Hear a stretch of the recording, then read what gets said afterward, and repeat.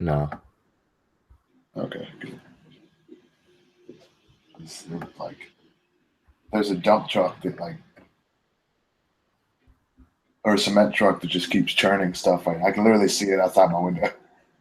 So hopefully it's not too loud. Don't start yet. My computer's being stupid. All right.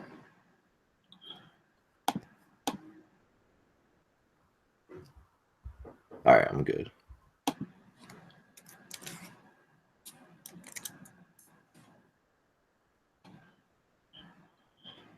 Quarterback's rough this week. Yeah, pretty bad.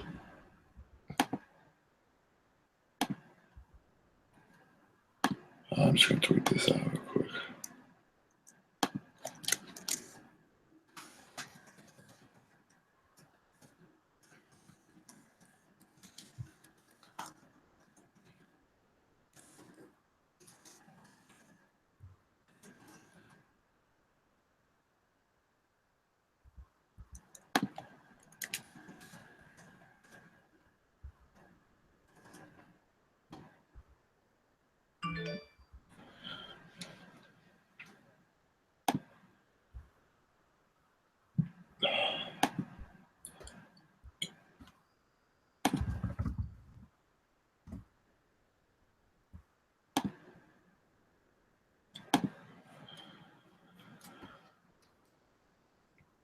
Last night was like one of those nights in fantasy where everything works.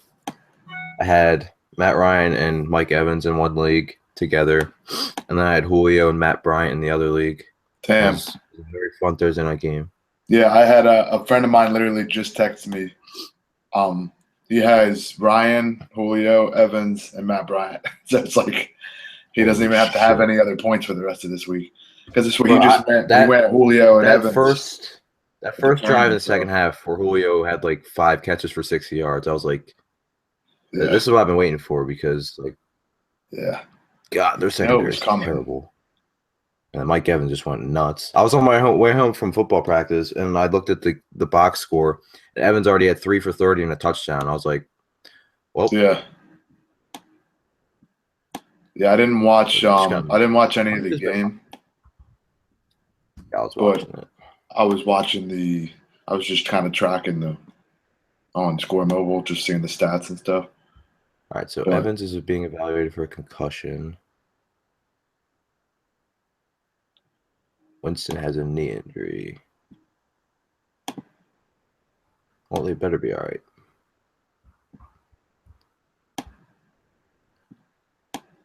Yeah, let's hope so.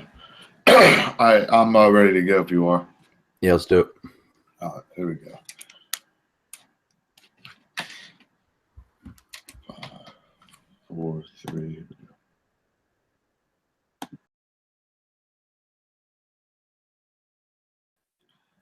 Hey, everybody. Welcome to First and Goal for Week 9, presented, as always, by Rosters.com. If you have not signed up on Rosters yet, please be sure to do so and use promo code CURVE, and you can get an instant, not slow drip, an instant $20 on your initial $10 deposit. Now, you're probably used to seeing me and Adam each week on Tuesdays, but for some of you, as you know, I've had my hashtag flu game all week. I haven't had a voice until last night. So if you hear some cracking here, I promise you I am over 20 years old. I'm not still growing. Yeah, he's not me. Yeah, I'm not Adam, I guess, if you want to learn from that. But, yeah, so I am back. Technically, this should be about, 3rd and a half in goal this week, Adam? How you doing?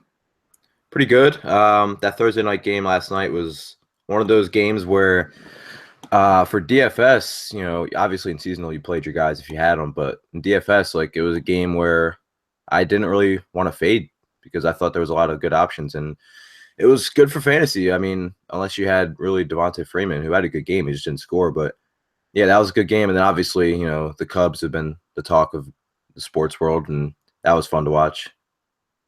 Yeah, it has been an eventful week. It's unfortunate that I didn't have a voice all week because you probably would have heard me randomly just make a hang out of myself and start rambling during the Cubs game. And of course, last night, like you said, Matt Ryan, Mike Evans, Julio Jones, Cameron Brate scored.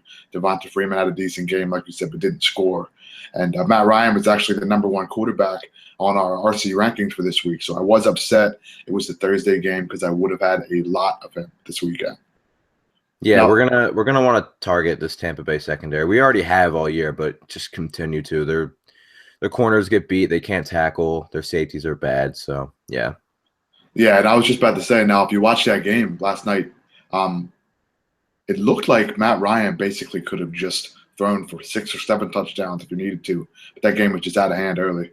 Yeah, like there was a drive, the first drive of the second half, where Julio had like 5 for 60 on that drive, and it was just Matt Ryan to Julio for 15 yards, Matt Ryan to Julio for 20 yards, Matt Ryan to Julio for 16 yards. It was just pitch and catch, and that kind of set the tone for the second half. And then it was all she wrote. But Mike Evans went nuclear, so we'll take that. Absolutely, every week for sure. He has those targets. He finally turned them into something after I don't want to say poor week, but an underperformance last week. Yeah. So as you know, guys that watch First and Goal, we like to talk about each game each week and give our initial thoughts. That's what we're going to do. So it's Friday early morning here, Friday afternoon, depending on where you are. We're going to kind of give a thoughts on each game here, maybe some players we're looking at, some players we want to stay away from. And, of course, if you guys know that RC Live is on Friday afternoons as well. So this will lead right into that, basically. So be sure to tune into that this afternoon. So week 9, Adam, it seems like week 8 was a blur. Maybe it's because everything that was happening with all the Cubs and the World Series and everything. But it's week 9 already. So let's just get right into it. Jacksonville at Kansas City. Now, when I saw this, the first thing I thought of was just all the Charkandrick West. But it looks like the rest of this game can be used as well. What are your thoughts? Yeah, so obviously Charkandrick West is going to be a really popular value play. It looks like Spencer Ware he didn't practice all week. He hasn't even passed the concussion protocol, so be shocked if he played. So yeah, I mean, Charkandrick West is in a good spot here for obvious reasons. We know the Chiefs like to run the football. We know they like to dump it off to the running back. Jacksonville's been, below average against the run. They haven't been that good. They've allowed a rushing touchdown or 1.3 rushing touchdowns per game. 27th in the league in rushing yards allowed per game. And another thing to keep in mind here, even with Nick Foles starting and no Charles and no Ware, this Jacksonville team is so bad. They're trailing over 71% of the time. It's the highest rate in the league.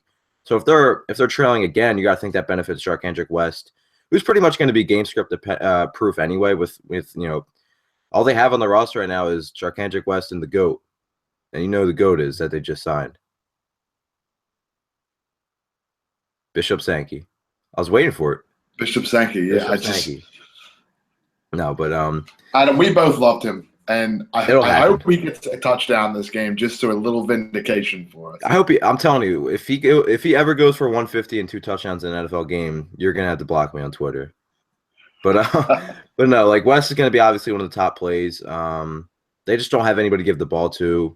And he's game script proof, and yeah, he'll be a popular play. But yeah, on the Jacksonville side, I have a tough time not playing Allen Robinson in tournaments. Like it's the same effect you had with Odell Beckham in the start of the season, right? You're waiting for the big game, and you want to be on it when it happened. And I think it's going to happen with Allen Robinson. I think it could happen this week. I don't think he's going to be on Marcus Peters. Not that I care.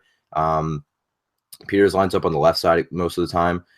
Robinson is 6,900 on DraftKings. I think he's even cheaper on FanDuel. Like I'm going to have a really tough time not fading him, but not having some exposure to him in tournaments because he's still really, really talented. And the game script for Jacksonville is always going to be in his favor for targets and catches. So, and the Chiefs give up some big passing plays. So I'm going to have Robinson in tournaments.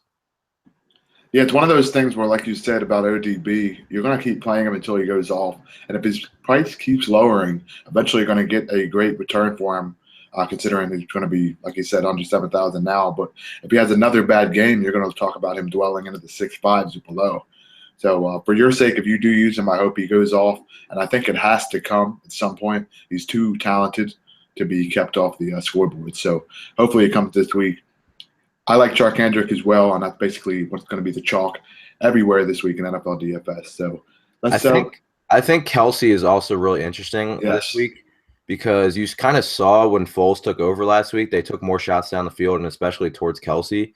And tight end is just so bad this week, man. Like the top options, Greg Olsen in a below average matchup against the Rams. You don't have Gronk, you don't have Jordan Reed, you don't have Eifert, you don't have even CJ Fedorowicz, who's kind of been at least reliable. So I think with Nick Foles under center, they're going to take more shots down the field. And if I'm paying up, I'll probably just pay up for Kelsey. But other than that, like tight end's brutal. So I kind of think Kelsey's interesting. Yeah, it's one of those weeks where there's going to be a random tight end that scores a touchdown or two. So it's not going to be, like you said, one of those weeks where you get a Gronk with him on a bye week, or you get Greg Olsen against the Lions. No, that's what's going to happen. The Packers didn't really run tight ends a lot at all last week, and they had guys like Geronimo Allison catching touchdowns. This week, Richard Rodgers is going to catch 2 touchdowns. Just because, yeah. It actually has a great matchup. We'll talk about that in a little bit for sure. Now, this next game here is 2 teams in the Packers division, actually, the Detroit Lions at the Minnesota Vikings. When I see this game, I want to look at Marvin Jones, but I can't because of Xavier Rhodes. I want to look at the Vikings rushing attack, but I can't because Asiata stinks and McKinnon's still banged up. I want to look at Sam Bradford's price, but I can't because he's Sam Bradford. That offense is rather unpredictable with a new offensive coordinator now. I don't think I can look at anybody in this game except for maybe the Vikings defense, but they haven't even looked fantastic over the last 2 weeks either. This is an odd game. What are you looking at for this, Adam? Kyle Rudolph, bro. Tight ends against the Lions. That's right. That's right. If tight end is so bad, like I talked about this in my cash game article, like I'm just gonna play Kyle Rudolph in like 90% of my lineups. Maybe throw in some Barnage, some Witten, maybe some Fleener, even though the snaps have been down. But like this has been for almost 2 years now, they can't defend the tight end. It let CJ Fedorowicz score against them last week. That's 8 touchdowns to tight ends this season. Over the last 24 games, they've given up 19 touchdowns to the position. And we know Bradford loves the tight end position. Around 30% of his career touchdown passes have gone to tight end. So I think Rudolph is going to be very popular at tight end, especially without those big name guys and without a lot of really interesting value to choose from. On FanDuel, he's super cheap, so I'm going to have him in all my FanDuel lineups, essentially. DraftKings, he's 4,000. He's the 4th most expensive tight end. But, we've seen terrible tight ends go nuts against this team. I mean, it was the Jack Doyle breakout game in week 1 against Detroit. So it's just every week they give up production. And Rudolph is, him and Stephon Diggs are this passing offense. The Lions cannot run the football, the Vikings cannot run the football. They're averaging 2.7 yards per carry. So on DraftKings, Sam Bradford's minimum price. I'm going to have some interest in him. The Lions, last week was the first week they didn't allow multiple touchdown passes in the game. That doesn't even count because they played Brock Osweiler, who's garbage. He's absolute trash. So, 2.4 touchdowns per game through the air. It's the most in the league. I know Bradford doesn't really have a high floor or high upside, but at minimum salary on DraftKings, he only has to get me like 202, and I think that's very, very possible against this team. Detroit can stop the run a little bit, and 20% of their offensive touchdowns for the Vikings have come from the ground. So like they can't score on the ground. McKinnon, Asiata's terrible. Hillman's worse than both of them somehow. So like I'll have some interest at that price tag for sure. Yeah, you can have both him and Rudolph on DraftKings for 9,000. So if you can get a combined 30 points from them, which I think is very doable, it gives you a chance to have a stack that's very cheap for over 3 times salary. So that's an interesting option to use there. Yeah. This next game here, I want to move right along, is the Philadelphia Eagles at the New York Giants. Now, last week was a tough loss for the Eagles, absolutely. This week, it's kind of a must-win game already. And I hate to say that in week 9, but if they want to keep up, they have a tough schedule coming. Their schedule is so rough, dude. Yeah. They have to win if they want to make a relative shot. And it's not like they can tank because they don't have a pick because they traded in the Carson Wentz trade. So they have to win this week if they want to make any chance of making a run at this division or a wild card. But for DFS purposes, Philadelphia Eagles against the New York Giants, I love Eli and Odell this week. They're one of my favorite stacks. I'm going to try to have Odell everywhere I can. So, Adam, you agree with that, or are you looking at other players in this game? Yeah, so I'm always on Odell in tournaments. I love Odell. Interesting that you're on Eli. Like the Giants' offense has been so bad. The Eagles' defense has pretty much been, pretty strong for the most part. I think it's really interesting in tournaments to pair those two because I don't think the ownership's going to be high. You look at receiver this week, I think a lot of people are going to go in that mid range for receiver. Antonio Brown against Baltimore, a team that he's killed a lot of teams, but Baltimore really hasn't been one of them, and we don't know the health of Ben Roethlisberger just yet. So I think him, Beckham, and then you have a lot of guys on bye. AJ Green's on bye. Evans and Julio played Thursday night, so like I think a lot of people are going to go in the mid range. So Beckham's really interesting. I always love Beckham. Wide receiver ones have killed the Eagles over the last year and a half, and while it hasn't been as evident this season, you look at the two top wide receivers to face them, and it was Antonio Brown and Des Bryant. Both were top tier guys. So Odell's definitely in that category. So I'm fine with Odell. Not sure how I feel about Eli. I just don't like that offense right now. But in tournaments for sure. And then for the Eagles side, Darren Sproles is coming off the highest snap rate he's played since like 2008 in San Diego. Apparently, Doug Peterson after that game was talking about got to get the ball in Sproles' hands. Got to get the ball in Sproles' hands. Ryan Matthews played 8 snaps. Ryan Matthews probably only going to come in the game when they're inside the 5-yard line, honestly. And we know that Carson Wentz and this offense are not going to take shots down the field. So at 3,900 on DraftKings against a team that has really weak linebackers, Darren Sproles is really interesting again. And then I kind of like Jordan Matthews, who I never really like, just because the targets are kind of inconsistent. It's not a high upside passing offense, but I don't think the Eagles are going to be able to run the ball. And maybe you can talk about this, but I don't think they're going to be able to run the ball at all against this Giants front with Vernon and Harrison and JPP. Just 20% of the total yardage against the Giants this season has come on the ground. So like Jordan Matthews, in the slot against these linebackers could be really interesting. You've seen slot and interior guys have success against him this season. Tavon Austin this is such a Tavon Austin line. He had 10 catches for 57 yards, but he scored. Cobb went 9 for 108. Jamison Crowder went 4 for 78 and a touchdown. Willie Snead went 5 for 51 or 5 for 54 and a touchdown. And I was talking to Scott Barrett of Pro Football Focus. He has these good numbers about what kind of fantasy point production teams allow in the slot. The Giants are allowing 17.7 fantasy points per game from the slot this season. It's the 4th most in the league. So Jordan Matthews could have some success here too. So and they're both really cheap. J-Matt and Sproles are super cheap. So I like them on the Eagles side. Yeah, I want to talk about that real quick. But first things first, the reason why I like Eli, just to clarify, is he's 5,700 on DraftKings, same price as Ryan Fitzpatrick. So you're telling me he's priced where Tyrod should be priced?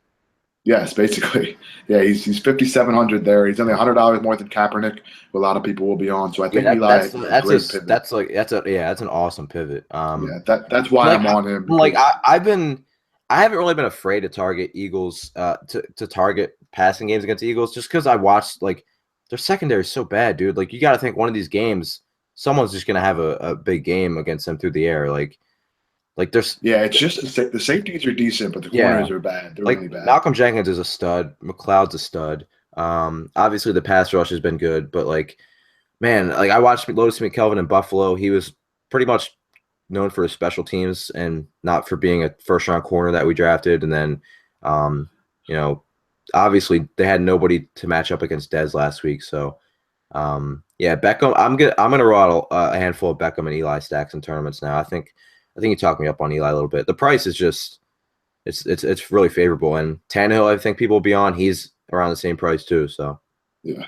As for Sproles, the reason why I do like him, like you said, he's supposed to play a lot again, and I think like you said, I think the Eagles going to be having a hard time running the ball, but that doesn't mean that Sproles is going to struggle. We saw Carson Wentz last week throw 9,000 times for 100 yards.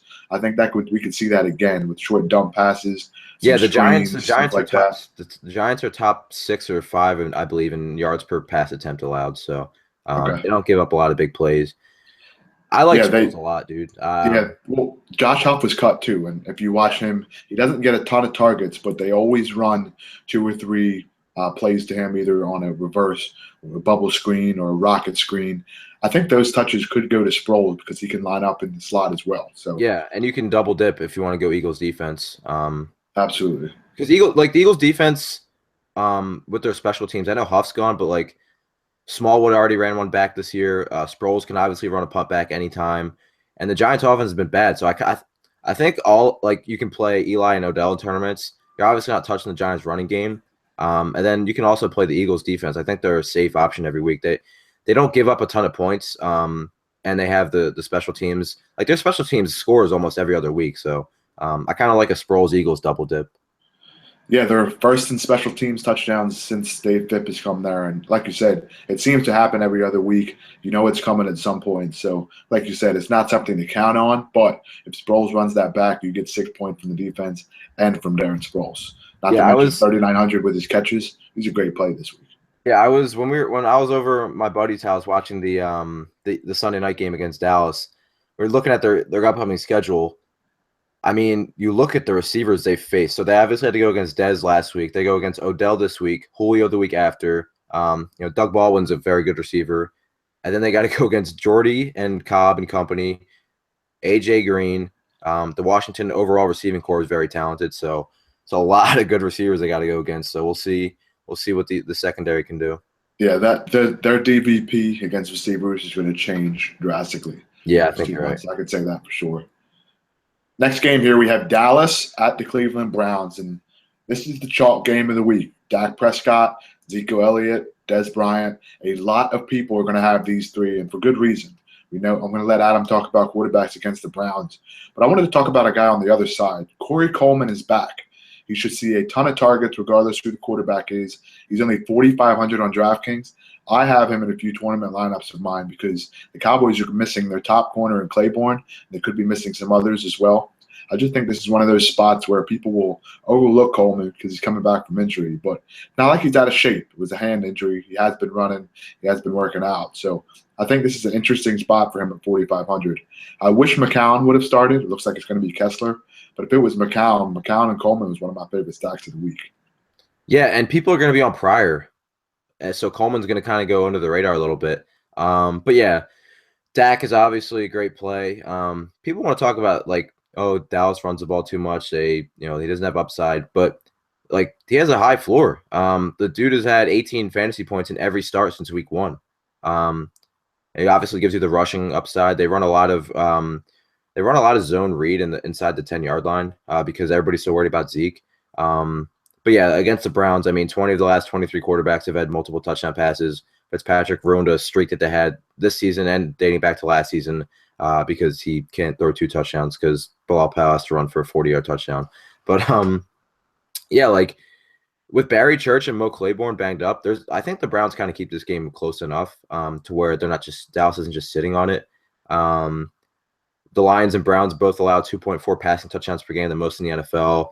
4 rushing touchdowns already for Dak. 6 carries from inside the 10-yard line, couple inside the 5. So, Dak's obviously a great play. Then Zeke might be the overall top play of the slate. Dude's just going off this year. Dallas runs the ball all the time. It's a perfect spot. And Dallas's offense is one of these where it's like we have a blueprint of what they're going to do and how they're going to do it every week, and it never changes. So I like rostering guys in that situation. He's first in the NFL in rushing. He's first in yards after contact. The Browns are below average run defense.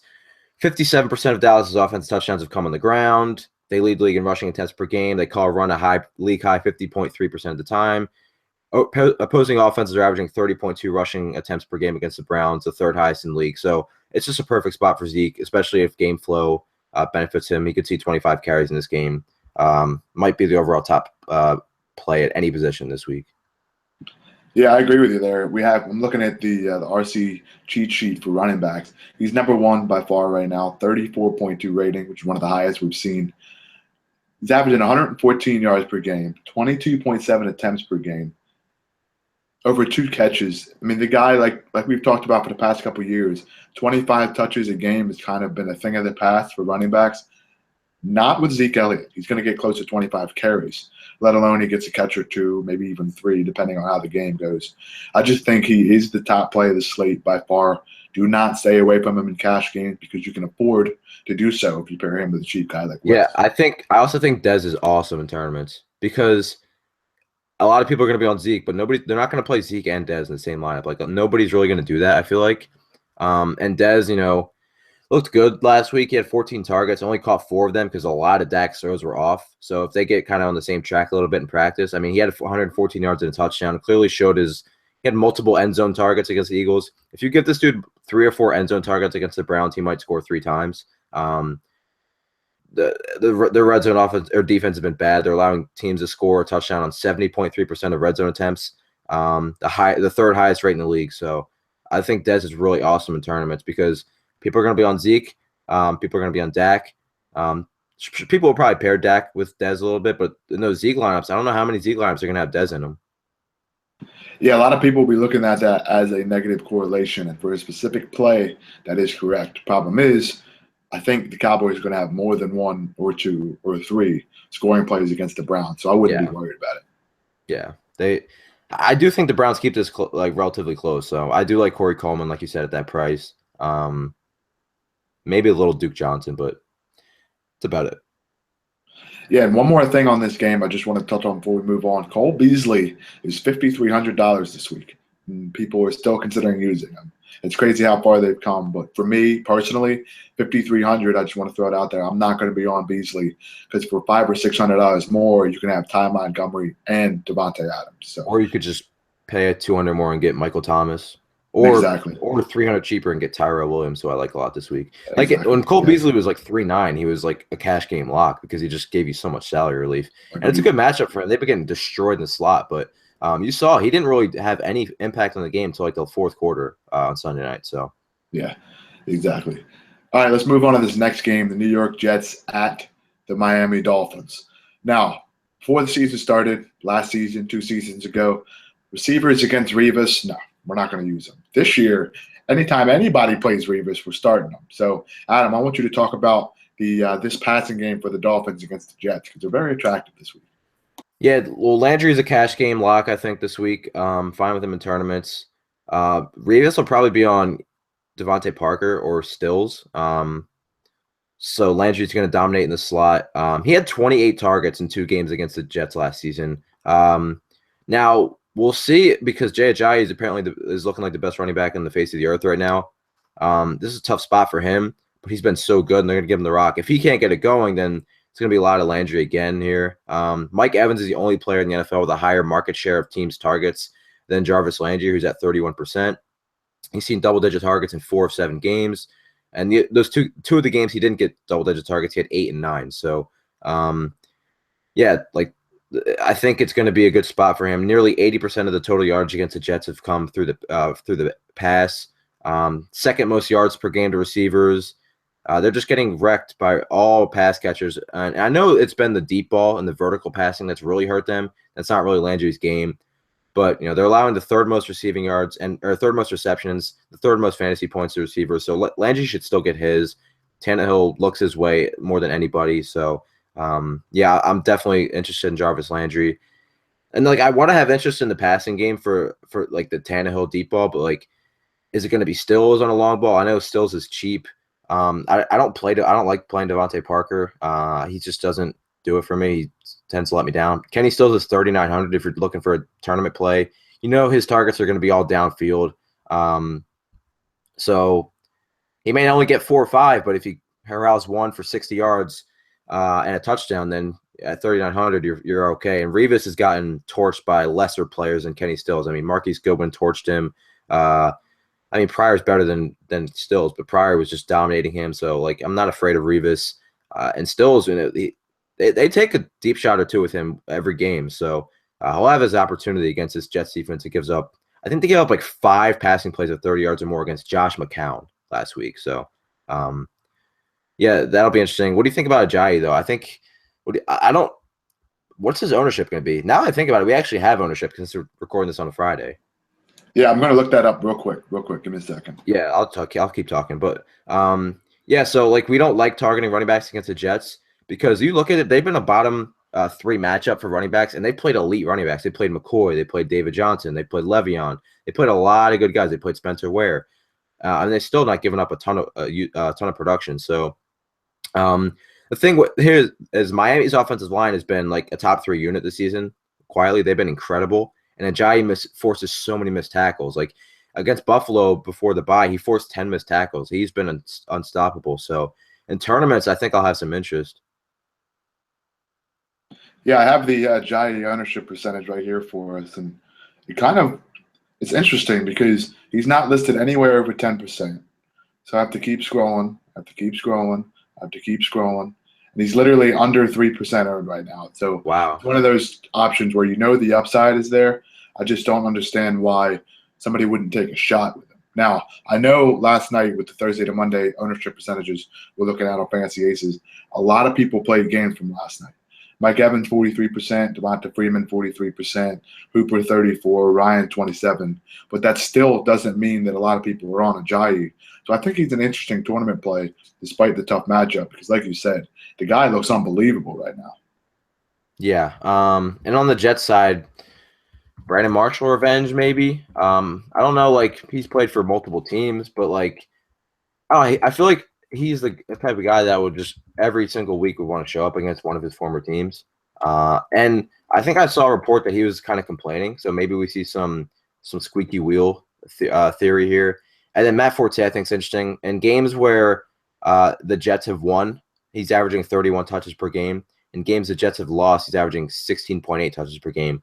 And the games the Jets have lost, they've all been by 10 or more points. So if you think this is a close game, which it should be, Matt Forte should get a lot of work. And Miami's run defense isn't terrifying by any means.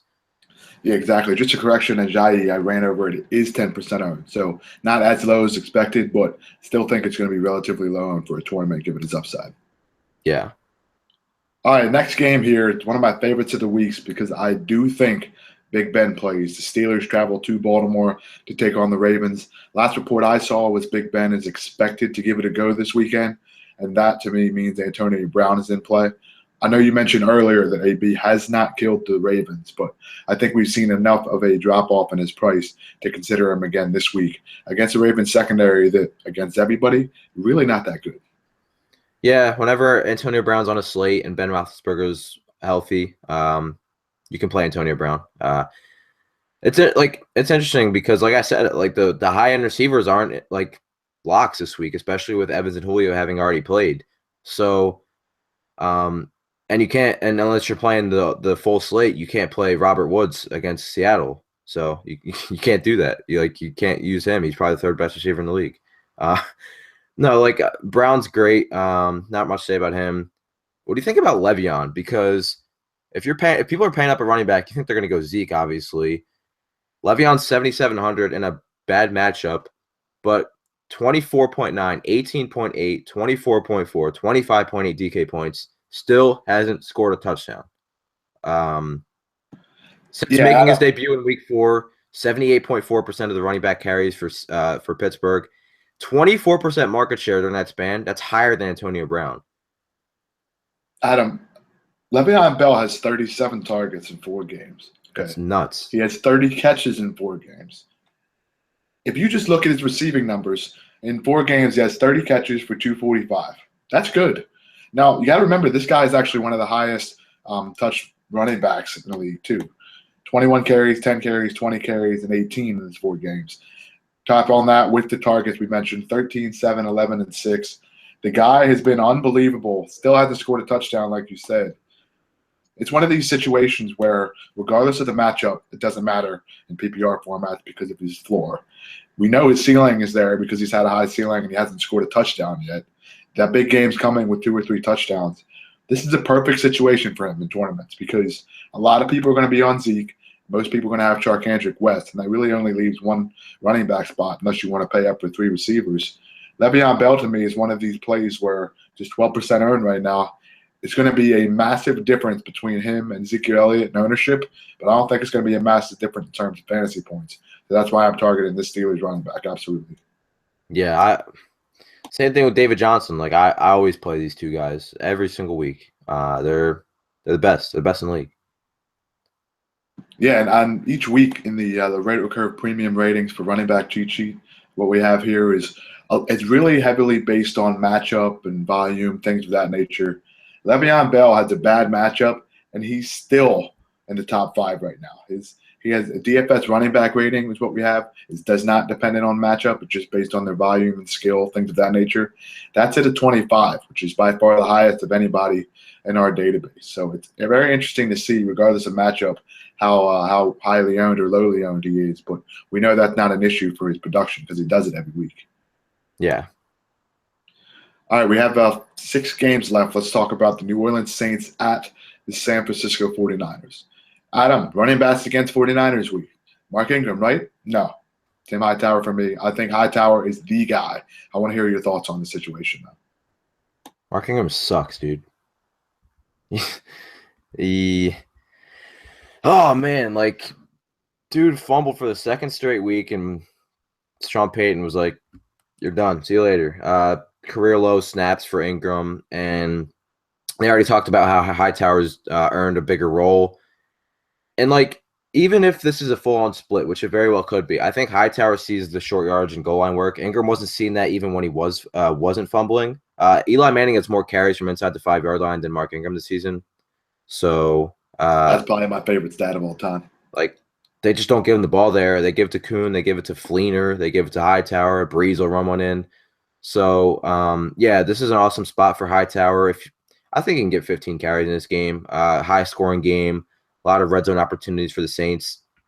Tim Hightower, is he going to run for 100 yards? Maybe, maybe not, but he has the opportunity to. They've allowed 6 straight 100-yard rushers, 170 rushing yards per game over the last 4 contests, or at least 170 yards in every game their last 4 contests. So they're just getting gashed. 1.4 rushing touchdowns per game. They're just getting absolutely destroyed. And multiple running backs can succeed. So even if Ingram is a factor, we saw Jaquiz Rodgers and Peyton Barber go for 26, 154 for Rodgers. He was running back 8.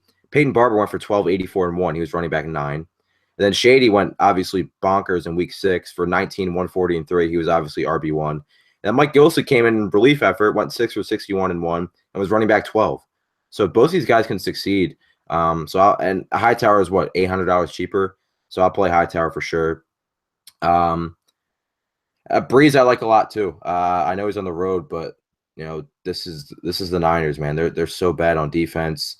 They just have no answer for Breeze, I don't feel like, in this spot. I think he's right there with Aaron Rodgers, and you can get him for cheaper.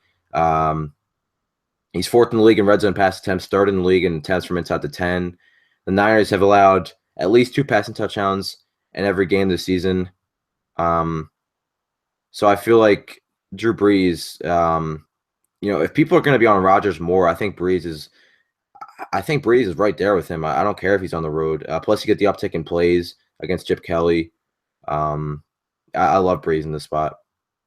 Yeah, I like a lot of players in this entire game. I love Brees. Michael Thomas is one of my favorite plays of this week, Cash, yeah, or tournament. He's awesome. And I actually was looking at Kaepernick, but I don't know if I want to use him because he's not a tournament play because he doesn't have that massive upside.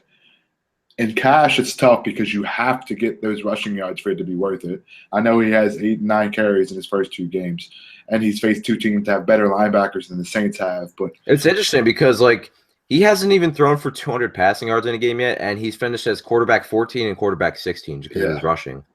Yeah. So I just don't know if I want to rely on it. That's the only issue.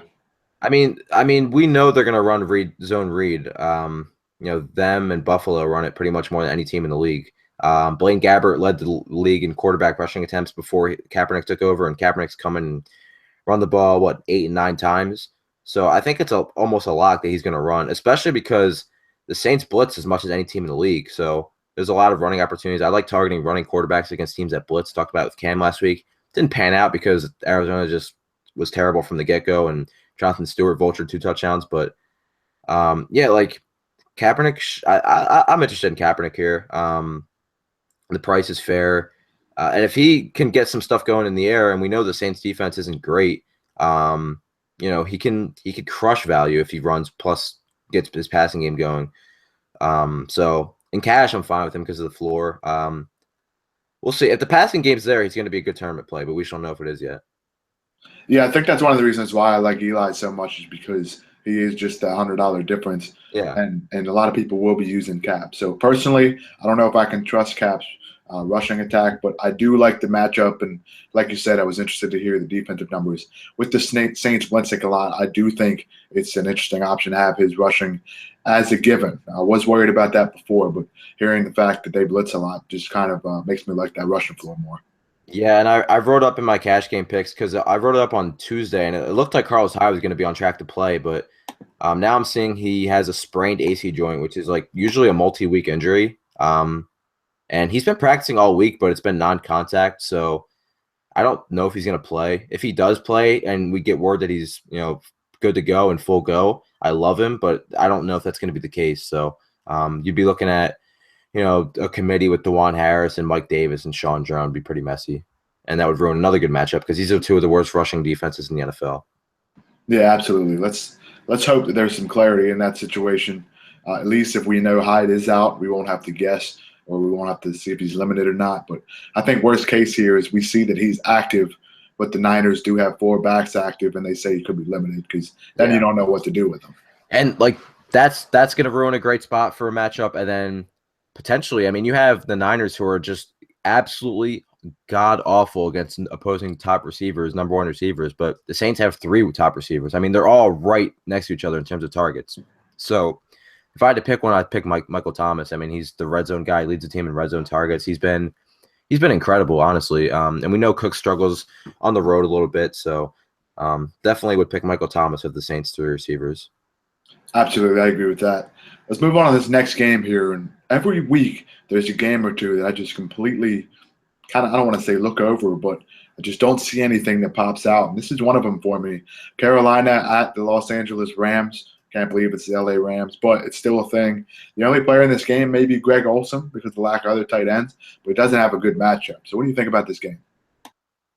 I'm going to play Cam in tournaments and then maybe some Carolina D, and that's it. I don't really have – maybe Kelvin Benjamin, because if he sees Troy Hill, that could be a really good matchup.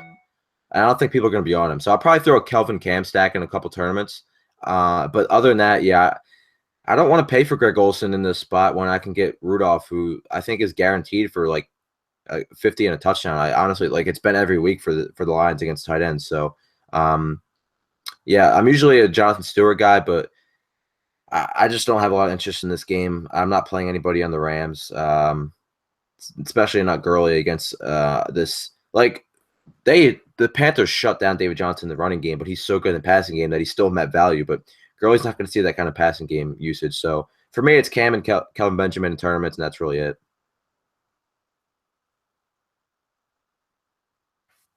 Sorry about that. I was looking at Troy Hill, right? Kelvin Benjamin has about 9 feet and 400 pounds on this guy. Troy Hill is a very, very small corner. He's not short, but he's very, very thin. Kelvin Benjamin literally has about 100 or 90 pounds on him, honest to God. And it's one of these situations where that difference of a matchup in one-on-one, all Cam has to do is throw it in the air. Dude, did you watch the game last night where Mike Evans was against Robert Alford and yes, Jameis just threw it up? So, yeah, Same I'm looking situation. at it now. Kelvin 6'5", 243 listed here. Troy Hill is 5'11", 168. So that's all right. So he's 168. That's 72-pound difference. Holy. That's unreal. Yo, I'm throwing Yep, I'm playing Kelvin. I'm probably gonna write up in my GPP article. Spoiler. Just 72-pound. I mean, God, that's insane. I mean, the 6 inches is one thing, but 72 pounds. They better have at least one safety over the top for Kelvin. Let me just make sure that I'm pretty sure Tremaine Johnson's not playing, but let me just make sure we're going to get this matchup because that'll be splendid. Yeah, while you're looking that up, I'm just going to start talking about this next game because I know. Oh no! Tremaine's playing. This is from November 3rd, 1:22 p.m. According to ESPN Rams reporter Alden Gonzalez, Tremaine Johnson ankle has a quote realistic chance of playing Week 9. I hope he doesn't play. All right. Well, if Troy Hill ends up starting, we're using Kelvin Benjamin. If not, it might be worth going in a different direction. Yeah, Tremaine Johnson's a pretty solid corner. So, I really hope he doesn't play, man. Please sit one more week, Tremaine. Let me have this. One more. Tremaine Johnson, 6'2", 205, in case people were wondering. So, okay. Yeah, that's a large corner. That's a big corner, definitely. Yeah. All right, this next game here is one of my favorites. I know it's the resident DFS pro at RotoCurve, Brian Healy, who just shipped 2 qualifiers last week. It's one of his favorite games this week. Indianapolis at the Green Bay Packers. I think we can play everybody in this game, and I can honestly say that. Andrew Luck, good play. Aaron Rodgers, good play. Not quite sure I love Frank Gore, but I do love Ty Montgomery as the running back / receiver, but I'm only using him on DraftKings where he's still receiver eligible. Devontae Adams could have another 14 targets and 10 catch game. Richard Rodgers, maybe. I mean, I think this is one of those games where we could see well over 50 points scored. And considering Green Bay's secondary is missing all those guys, Andrew Luck could have 3 touchdowns. Aaron Rodgers could have 3 touchdowns. So, honestly, look at this game first, click a bunch of people, and then work on your other lineups. Yeah, Green Bay's playing just the way they're running the ball by throwing short. Rodgers is career high 39 passes per game over this season and a career low 6.3 yards per attempt. So that just tells you that's how they're playing. They're second in the league in plays per game inside the opponent's 10-yard line, and they're calling pass 61% of the time in that situation. So with the way this running back situation is for Green Bay, Rodgers has like massive touchdown upside every single week. So Rodgers, top quarterback of the slate, most likely. Fine with Luck. I hope Hilton can get to 100%. But either way, like Moncrief is one of my favorite, price included, price not included. Moncrief is one of my favorite receivers this week. 7 touchdowns for Moncrief in his last 8 or 9. What is it? 9 full games with Andrew Luck. Kind of an underrated touchdown scorer is Dante Moncrief. The price is fair, 5,800 on DraftKings. Played 89% of the snaps in his first game back from the shoulder injury. Had 9 targets. Scored a touchdown, had a 40-yard touchdown called back on a penalty. Green Bay's secondary is insanely banged up, allowing the 8th most touchdowns per game to receivers. Colts are going to be behind, probably not going to be able to run the ball between the tackles against Green Bay. 40 pass sets from Andrew Luck is likely, so I love Luck. Moncrief's one of my favorite receivers, and if Hilton's okay, then I'm fine with him in tournaments too. Jordy, I think Vontae Davis might miss his game, so Jordy's in a good spot. Randall Cobb, I think I saw as a game-time decision this week. So if he's out again, just fire up Jordy, Montgomery, and Adams. Should be a lot of points in this game. Yeah, Adam, I have a question for you here because there's a lot of receivers in the same game, in the same price range. So if you had to pick one, Devontae Adams, 5,900 on DraftKings, Dante Moncrief, 5,800, and also Ty Montgomery, 5,800. So all of them in literally the same price range. Who are you picking if you had to choose one? Moncrief. Without a question? Yeah, because he's my guy. But in all seriousness, like I think you're like for the Packers, you're kind of guessing who's going to score. You saw it last week. It was Geronimo Allison. It was Davis. It was obviously Jordy got in. It was Jeff Janis. So I just think Moncrief is so good, dude. Like I think he's really good, and their corners are going to struggle with him. And the passing volume is going to be there for both offenses, but I think Moncrief has a higher percent of market share coming his way and a more predictable target share than a guy like Montgomery. Like we don't know, like with his, what did he have, like sickle cell or something? We don't know like what, like I don't know if they're going to give him carries again. Like I don't know if they're going to give him 10 carries and 10 catches. So I just think Moncrief, this is like a great spot for him. So I'm going to have so much of him. I'm going to take the other side here and go with Devontae Adams because I figured you would. I'm just thinking like as much as you love Moncrief, they're great plays. I just love yes, Moncrief. Exactly. But for the sake of argument, I think with Devontae Adams being on the other side of Jordy Nelson, who would probably see Vontae Davis, really helps him. We know about Adams' targets the last 2 weeks. His catches have been up, scored a touchdown, scored 5 so far this year, I believe. So it's one of these situations where I think with Jordy Nelson and Vontae Davis battling out on one side, Devontae Adams is going to see one of these other corners that really has been underperforming for the Colts. So I think this is going to be another one of these weeks where Adams is safe in cash, and he also has upside for tournaments as well. Yeah, I wonder if Rodgers has another monster game with lackluster pass catches and no running game, if people are going to still say he's bad, because that was my favorite thing on Twitter when people said Aaron Rodgers is bad. Yeah, I mean, at some point he's going to have 3 or 4 300 yards and 4 touchdowns games in a row. So maybe he won't be bad again. I got a lot of flack on it. I still think Aaron Rodgers is the most talented quarterback in the NFL. Yeah, I'm with you because if you watch the games, you see how interesting he is when he makes all these throws and moving in the pocket. A lot of Green Bay fans, I have some friends that are Packers fans, said that he hasn't been bad. Which I know the first couple of weeks I thought he's been bad, but the problem is he's been not Rodgers like in times this season. I'm not blind. I just think like Brady was terrible during that stretch a couple years ago. Like it just happens. Like that happens to the best players in the NFL. Like they don't. I mean, as good as they are, as consistent they are, they don't throw for 303 every game. They don't look perfect every game. That game against Kansas City, Tom Brady was horrible, and everybody thought his career was over. Happens. Yeah, that's kind of gone the other way since then, right? Yeah, he's he's been angry ever since. I feel like. Yeah, pretty much.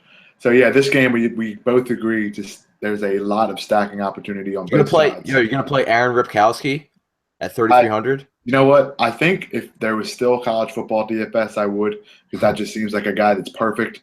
But I don't know if I can do it in the NFL. Yeah. All right, this next game here, Tennessee at the San Diego Chargers. Now, a lot of people are going to look at Marcus Mariota because the Chargers secondary doesn't have Barrett. They have struggled. A lot of people are going to look at Rivers at home against Titans defense. Melvin Gordon faces another good rush defense, so I'm not sure if he's going to succeed, but he keeps doing it every single week, no matter what. This game, for me, didn't pique my interest with the exception of Tyrell Williams and maybe Delaney Walker. But what about you, Adam? Do you like a lot of players in this game? I love Philip Rivers and Tyrell in tournaments. Rivers was bad in terms of real life production or play last week against Denver. Looking at ESPN, the ESPN stats and info charted that he was pressured on 31 of 51 dropbacks, and he got sacked 4 times. There's so much pressure. Obviously, Denver does that. You're not going to see that kind of pressure from Tennessee. They blitz a lot, 5th highest rate, but they only generate pressure, 26% of the time. It's 18th in the league. So this secondary has been what you want to target. They're kind of a funnel pass defense where they funnel teams toward the pass. Opposing offenses are averaging 37 pass attempts per game against him. It's 24th in the league. So they've surrendered the most 20-yard passing plays in the league at 33. They're bottom 12 in passing yards per game. Rivers is cheap, 6,500. And the Chargers still lead the NFL in red zone plays this season. So as long as Gordon doesn't fall in the end zone 3 times, I think Rivers and Tyrell Williams can have a really good game here. Tyrell Williams is so cheap. He's $5K on DraftKings. Just make sure I know he was a little banged up, but there wasn't any concern that he wasn't going to play. He said himself he was going to play. He returned to practice on Thursday. So, yep. And Travis Benjamin was getting his knee looked at, I believe. So if he can't go or if he's limited, I just think even it doesn't matter because Benjamin, Tyrell Williams is running more passing routes than Benjamin the last couple weeks anyway. So I love this too in tournaments. I think they're really interesting. And then on the Tennessee side, you can play DeMarco Murray every week pretty much. The usage is there. And San Diego's been terrible against all-purpose backs this season. I've seen a little concern around that people think Derrick Henry is going to be mixed in more. I see, what do you see? 16 carries on Thursday night, but DeMarco left early, came back, whatever. Then the game was out of reach. So I'm still fine with DeMarco Murray. And then Mariota, I'm fine with him as well. Yeah, the thing with Murray and Derrick Henry is Derrick Henry did have 16 carries last week, but DeMarco still had 21. So it's not like he took away any of his snaps. And like we said, that game is out of reach and Murray got banged up. So I do think Henry could see a bigger role because we could see a similar outcome in this game. I just think Tennessee has the ability to go up big on San Diego. The problem is San Diego has led in the first half pretty much every game until the last few weeks against the 2 games with Denver and Atlanta, of course. So the one thing I look at with this game is some people want to play Murray, but I don't think you should because at $5K, he's $600 more than Charkandrick West. And if you want to play him with Charkandrick West, you might as well take a chance on a guy like Hightower, who's in a similar situation, but in a much, much better matchup. So I've seen people talk about Henry, but I just can't do it myself. No, I'm not playing him.